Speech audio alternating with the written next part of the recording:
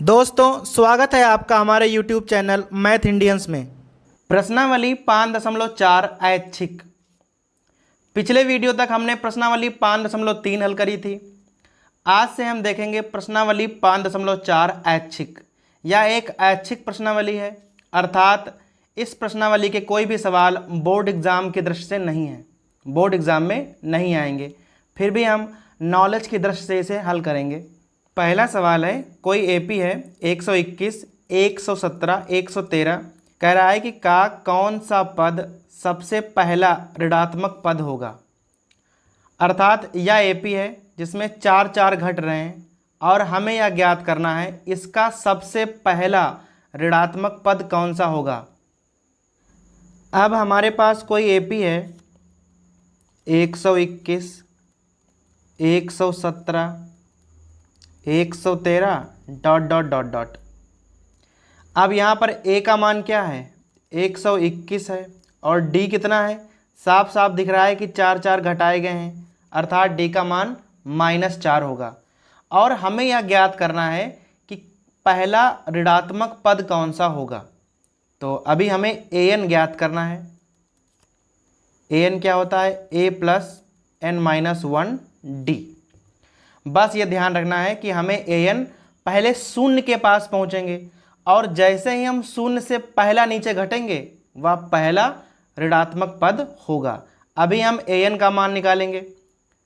अब ए का मान कितना है, 121 और प्लस n-1 और डी का मान -4। सो यहाँ हो जाएगा 121 -4n और +4। सो हमारा ए एन आ जाएगा 121 और यहाँ +4 कर लेंगे -4n, अर्थात हो जाएगा 125 -4n। अब सबसे पहले हम ए एन को ना शून्य के बराबर कर देंगे। जब हम ए एन को शून्य के बराबर कर देंगे तो वहाँ से हम n का मान निकाल सकते हैं। 4n 125 हो जाएगा, तो n बराबर 125 और बटा 4 हो जाएगा। अब यहाँ अगर हम काटेंगे तो 31 सही 1/4 आएगा। अब हमें पता है कि n का मान सदैव पूर्णांक होता है, अर्थात हम 31 लेंगे। अर्थात जब हम 31वां पद लेंगे तो वह लगभग शून्य के आसपास होगा, शून्य से कुछ बड़ा होगा, क्योंकि 31 सही 1/4 पे शून्य हो रहा है, अर्थात 31वां पद शून्य से कुछ बड़ा होगा। जबकि हमें क्या करना है, हमें शून्य से कुछ छोटा लेना है, वही पहला ऋणात्मक होगा। तो सीधी सी बात है, हम एक पद और बढ़ा देंगे और यहां लिखेंगे पहला ऋणात्मक पद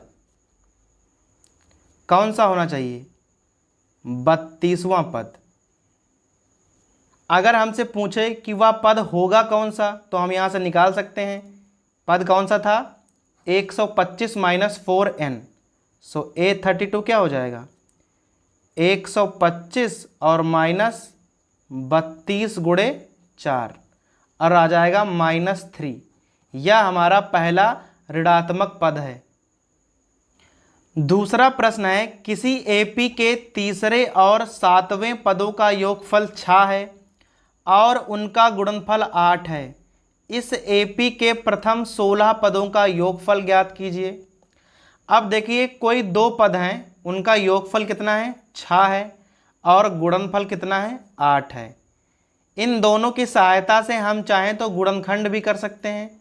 अब ऐसी दो संख्याएं निकालनी हैं जिनका गुणनफल 8 हो और योगफल 6 हो, तो गुणनखंड क्या क्या हो जाएंगे, 4 और 2। अब कह रहा है कि तीसरा और 7वां पद है, अर्थात तीसरा पद 2 होगा और 7वां पद 4 होगा। अब हमें तीसरा पद ज्ञात है, T3 कितना हो जाएगा, 2 और 7वां पद T7 4 है। दोनों के मान निकालेंगे। इसको हम लिख सकते हैं a + 2d और इसको a + 6d। और हमें इनके मान 2 और 4 पता हैं, हम चाहें तो डायरेक्ट घटा भी सकते हैं। यहाँ माइनस माइनस और माइनस, ए और ए कैंसिल हो जाएंगे, यहाँ आ जाएगा -2 और यहाँ -4D, अर्थात D का मान क्या हो जाएगा, माइनस माइनस तो कैंसिल हो जाएगा, D का मान आ गया हाफ। अब कह रहा है कि प्रथम 16 पदों का योगफल, अभी तो हमने प्रथम पद ही नहीं ज्ञात किया है, सो हमें A का मान ज्ञात करना होगा। अब यहाँ पे लिखा था A + 2D बराबर 2, सो A बराबर 2 - 2 और D का मान क्या है, हाफ, सो A बराबर आ जाएगा 1। अब हमें निकालना है 16 पदों का योगफल। सूत्र होता है हाफ n 2a + n-1d। अब यहाँ n का मान क्या रखेंगे, 16 रख दीजिए, तो 16 और बटा 2, यहाँ 2 गुणे और a का मान तो 1 है, और n का मान यहाँ 16 रखेंगे तो यहाँ 15 आ जाएगा, और d का मान कितना है, 1/2। यहाँ काट दीजिए तो 8 आएगा, और यहाँ 2, और यहाँ काटेंगे तो 15 का आधा 7.5, इनको जोड़ेंगे तो कितना आएगा 9.5, और 8 से गुणा कर देंगे तो 8 नाम 72 और 4 76, 16 पदों का योगफल 76 होगा। प्रश्न नंबर 3 है, एक सीढ़ी के क्रमागत डंडे 25 सेंटीमीटर की दूरी पर है, फिगर बना हुआ है। अब यह एक सीढ़ी है जिसमें जो डंडे हैं वो 25-25 सेंटीमीटर की दूरी पर लगे हुए हैं। सीढ़ी की कुल लंबाई या कुल ऊंचाई कह लें वह 2.5 मीटर है। तो हम यहाँ से डंडों की संख्या निकाल सकते हैं भाग करके, वो तो अलग बात हो गई। अब सबसे जो पहला डंडा है वो 45 सेंटीमीटर का है, और धीमे धीमे क्या होता है, ऊपर वह घटता चला जाता है, और अंतिम वाला कितना है, 25 सेंटीमीटर का है। तो हमें यह ज्ञात करना है कि जो डंडे हैं उसमें लकड़ी कितनी लगेगी। सबसे पहले हमें ज्ञात है सीढ़ी की लंबाई,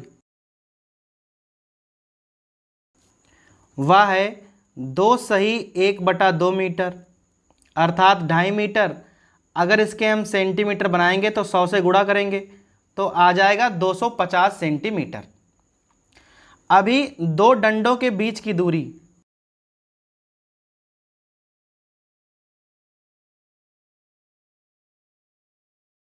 कितनी है, 25 सेंटीमीटर है। तो हम यहाँ से ये निकाल सकते हैं कि कुल डंडे कितने हैं। सबसे पहले हम भाग करेंगे,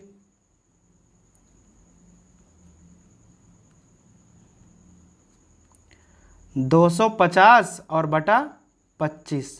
ध्यान रखना है कि डंडा हमेशा एक ज़्यादा होगा, जितनी कुल दूरी आएगी डंडा हम एक एक्स्ट्रा लगाते हैं। तो यहाँ हो जाएगा 10 काटने पे आएगा और एक जोड़ देंगे, अर्थात कुल मिलाकर 11 डंडों की सीढ़ी है। अब यह ध्यान देना है कि डंडा जो पहला है वो 25 का है, ठीक है, दूसरा हमें पता नहीं है, पर हमें इतना ज्ञात है कि आखिरी डंडा 45 का है, और कुल मिलाकर 11 पद हैं इस समांतर श्रेणी में, और हमें इन सभी डंडों की लंबाइयों का योगफल ज्ञात करना है। तो सीधा ही हम सूत्र लगा देंगे SN वाला, हाफ n a + l। हमें सार्वांतर की यहाँ पर कोई ज़रूरत नहीं पड़ने वाली है भाई, 11/2 और यहाँ 25 और प्लस 45, और 25 और 45 कितना हो जाएगा, 70 और बटा 2, सो आ जाएगा 11 गुणे 35। सो SN = 11 तियाँ 33 और 11 पचे 55, 385 सेंटीमीटर, अर्थात कुल मिलाकर लकड़ी कितनी लगेगी, 385 सेंटीमीटर। प्रश्न नंबर 4 है, एक पंक्ति के मकानों को क्रमागत रूप से संख्या 1 से 49 तक अंकित किया गया है। कहीं पर मकान बने हुए हैं और वहाँ मकान नंबर पड़े हुए हैं 1 से 49 तक। दर्शाइए कि x एक ऐसा मान है कि x से अंकित मकान से पहले के मकानों की संख्याओं का योगफल उसके बाद वाले मकानों की संख्याओं के योगफल के बराबर है। तो हमें x का मान ज्ञात करना है। अब हमारे पास 49 मकान हैं और जिस पर ना इस प्रकार से गिनतियाँ पड़ी हुई हैं 1 2 3 4 ऐसे करके, 49 तक गिनतियाँ पड़ी हुई हैं, बीच में कोई एक गिनती x पड़ी हुई है। अब कह क्या रहा है कि x से जिधर इतनी संख्याएं हैं इनका योगफल, और x के इधर जितनी संख्याएं हैं उनका योगफल, दोनों का योगफल हमें बराबर कर देना है और हमें ऐसा x का मान ज्ञात करना है। सबसे पहले हम इस AP पर ध्यान देंगे। यहाँ a का मान क्या है? 1 है, और यहाँ d का मान भी 1 है। चूँकि क्रमागत संख्याएं लिखी हुई हैं, चूँकि हम 1 2 3 4 इस प्रकार से x तक गए हैं, तो अगर हमें x से पहले वालों का योगफल ज्ञात करना है तो वह सब संख्याएं x - 1 होंगी। तो हमें यहाँ निकालना है x - 1 संख्याओं का योगफल। अब इधर कितनी संख्याएं होंगी? चूँकि हमें x से आगे जाना है और 49 तक जाना है, तो इधर होना चाहिए s 49 - x। इतनी संख्याओं का योगफल हमें उधर निकालना है। पहले हम दोनों तरफ की AP को दोबारा लिख लेंगे। अब यहाँ पर नई AP क्या बन जाएगी? 1 2 3, और हमें कहाँ तक जाना है? x - 1 तक जाना है, इस प्रकार से। और हमें इतनी संख्याओं का योगफल ये निकालना है। और यहाँ पर यह संख्याएं, यहाँ हमें x से आगे जाना है। x से आगे का मतलब है x + 1, x + 2, और कहाँ तक जाना है? 49 तक जाना है। अब योगफल बड़ी आसानी से निकल आएगा। लगाएंगे SN बराबर ½ n L + A, दोनों तरफ लगा देंगे। यहाँ पर हो जाएगा x - 1 बटा 2 और 1 + x - 1। ये पहला पद है और ये अंतिम पद है। यहाँ पर संख्याएं कितनी हैं? 49 - x और बटा 2। यहाँ हो जाएगा a का मान x + 1 और आखिरी पद है 49। 2 और 2 पहले ही काट लेंगे। यहाँ 1 और 1 कट जाएगा, यहाँ सीधा गुणा कर सकते हैं। x² - x, यहाँ पर 49 - x, अंदर क्या आ जाएगा? 50 + x, तो इधर गुणा बड़ी हो जाएगी। x² - x, अब 49 और 50 की गुणा 2450 + 49x -50x और -x²। अब x² इधर लाएंगे तो 2x² हो जाएगा, जो कि जुड़ जाएगी। और यहाँ पर ध्यान देना है, यहाँ कितना बचेगा? -x यहाँ और -x यहाँ, ये तो कैंसिल हो गए। अब सामने क्या बचा? केवल 2450 बचा। यहाँ पहले 2 से भाग कर लेंगे तो आ जाएगा x² बराबर 1225। x का मान क्या आ जाएगा? ±35। अब पदों की संख्या माइनस तो कभी हो नहीं सकती है, तो फिर x का मान हम +35 लेंगे। अर्थात 35 वह संख्या है कि इससे पहले पदों का योगफल और इसके बाद वाले पदों का योगफल बराबर होना चाहिए। प्रश्न नंबर 5 है, एक फुटबॉल के मैदान में एक छोटा चबूतरा है जिसमें 15 सीढ़ियां बनी हुई हैं।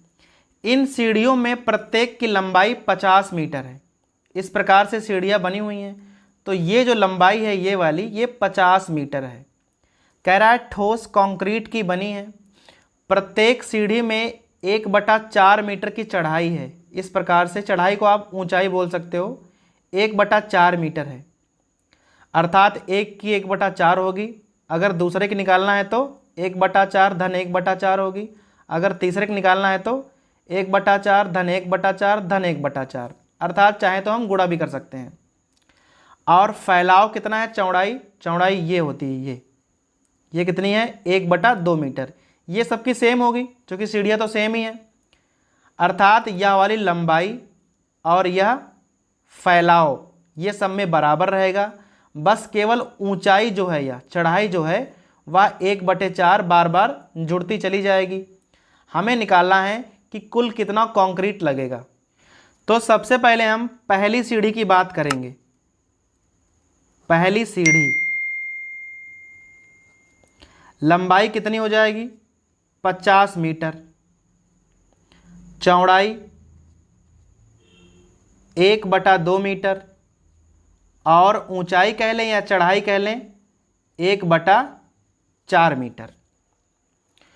तो कंक्रीट का हमें आयतन निकालना होगा। अब आयतन क्या होता है? लंबाई गुणे चौड़ाई और गुणे ऊंचाई। यहाँ पर हो जाएगा 25 और गुणे 1/4, यहाँ लिख सकते हैं मीटर क्यूब। ये केवल पहली सीढ़ी हो गई। अभी आते हैं दूसरी पे। दूसरी सीढ़ी, अब पहली और दूसरी में अंतर क्या रहेगा? लंबाई वही रहेगी, चौड़ाई वही रहेगी, बस ऊंचाई जो है अभी 1/4 और बढ़ जाएगी। तो यहाँ लिख सकते हैं 50 और गुणे 1/2। अब 1/4 और प्लस 1/4 क्या हो जाएगा? 1/2। तो यहाँ पर आ जाएगा 25 और गुणे 1/2 मीटर क्यूब। इसी प्रकार हम चाहें तो निकाल लें तीसरी सीढ़ी। वहां पर क्या अंतर हो जाना है? 1/2, इतना तो लिखना है। अब इसके बाद वहां हो जाएगा 1/4, 1/4, 1/4, अर्थात 3/4।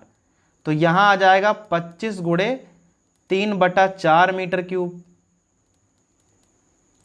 और इसी प्रकार से हमारे पास कुल मिलाकर 15 सीढ़ी हैं और सबका हमें निकालना है आयतन। तो हम यहां लिखेंगे कुल आयतन। कैसे निकालना है? 25 गुणे 1/4, यह पहला पद है। दूसरा है 25 गुणे 1/2, फिर तीसरा है 25 गुणे 3/4। और इस प्रकार से हमारे पास कुल मिलाकर 15 पद हैं। सभी को अगर जोड़ देंगे तो कुल आयतन ज्ञात हो जाएगा। चलिए जोड़ देते हैं। S15 इक्वल टू 15 पदों का योगफल है तो हो जाएगा 15/2। फिर होता है 2 गुणे a का मान क्या है? 25 और गुणे 1/4 और प्लस n-1 अर्थात 14 और d का मान क्या है? बस यही ज्ञात करना है। अब d का मान कैसे निकालते हैं? इसमें से ये घटा देंगे। अब 1/2 में से 1/4 घटाओगे तो 1/4 आएगा। 25 तो सेम लिखा है, तो यहाँ हो जाएगा 25 गुणे 1/4।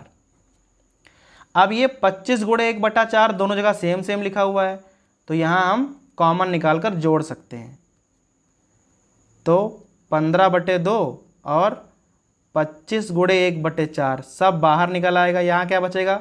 14 और 2 16 बचेंगे। अब 4 दूनी 8 और यहाँ कितना बचा? 2। 25 दूना 50 और 15 50 750। अर्थात कुल मिलाकर जो कंक्रीट है वह 750 मीटर क्यूब लगेगी।